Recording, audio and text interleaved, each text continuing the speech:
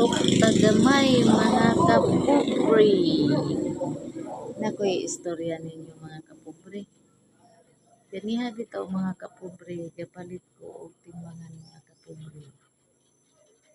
Sahay bitaw mga kapobre, makaingon jud ko nga wa koy angay mo sangkit sa Ginoo mga kapobre kay di jud ko ka mao makapailog mga kapobre ba. Sa akong gipalitan ganiha mga kapobre na ay bag-ong tindera. Giduol man na siya mga kapobre, gingnan siya nga anong kana may imong gisampol nga timbangan nganong dili man katong display didto. Batay naluoy man jud kaayo ko sa tindera mga kapobre, ako gisuklan man jud nako siya mga kapobre. Ko man jud giingnan ganom day kani nga kani may akong paliton lisod pod nga kato akong patistingan niya kani akong paliton.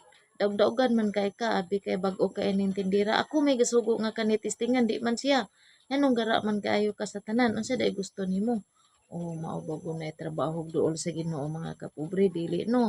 Pero inana ko mga kapobre dali kay kumainit anang naidagdaogon mga kapobre.